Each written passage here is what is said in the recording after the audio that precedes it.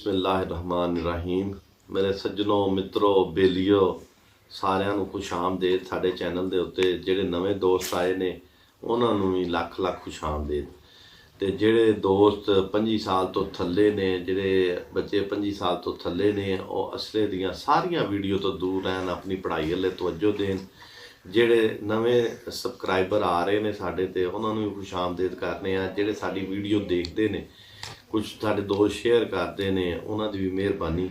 ਅਸੀਂ ਅੱਜ ਤੁਹਾਨੂੰ 223 ਬੋਰ ਜਿਹੜੀ ਆਪਣਾ AK-47 आई वाह फैक्ट्री की उनकी कापी तैयार कराई दिशान एंड कंपनी ने, बेहतरीन किस्म की, जिंदी असी 1 साल की गारंटी देने। असी वो वाली राइफल अज तुहानूं उहदा रिव्यू देंगे 223 बोर का। ए दिखाओ जी, ए राइफल है जी 223 बोर। ए सेम कापी तैयार कराई असी 223 बोर की अपना वाह फैक्ट्री की, जी आँदी है ना AK-47 होंगी इस तरह फोल्ड हो जाती है। मैं देखो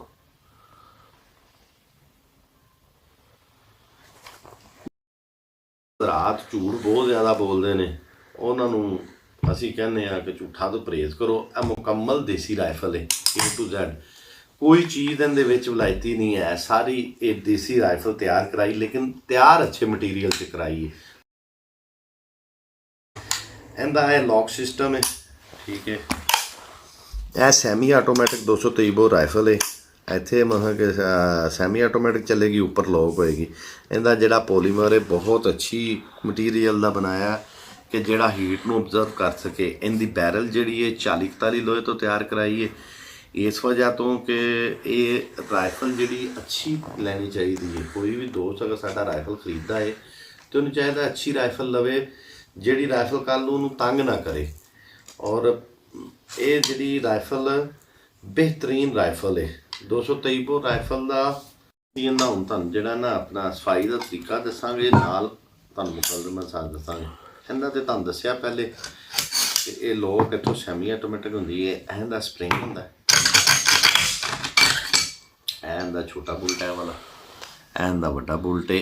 इहदे फायर पिन दे विच स्प्रिंग नहीं हुंदा।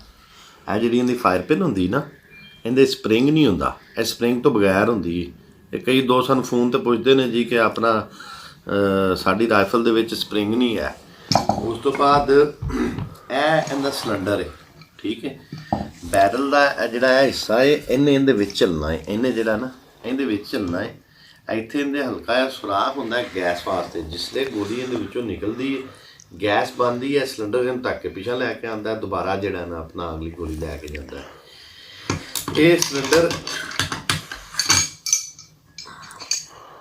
इस सिलेंडर दे विच जिहड़ा ना चलदा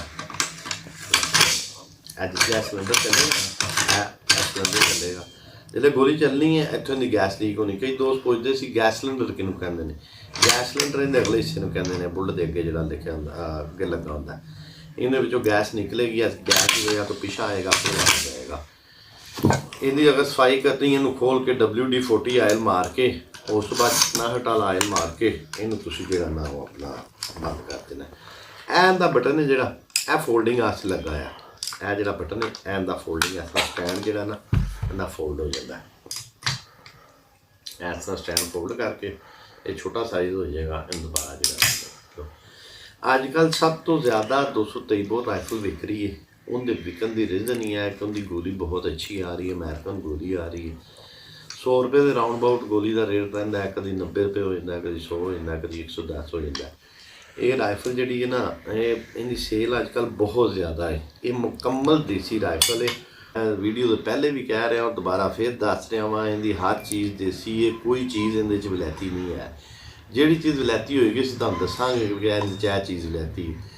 ये तकरीबन मैं तुहानूं इहदे मुतलक सारा दस दित्ता। निशाना लाना वास्ते जिहड़ा ना अपना तुसीं इत्थे अपना मोढे दे नाल लाओगे, ला के इहदी नशिस्त बनी है।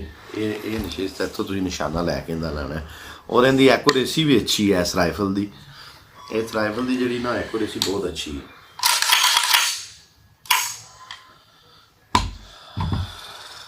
लो सारे दोस्तों नूं साडे वल्लों खुश आमदेद। ते पाकिस्तान जिंदाबाद।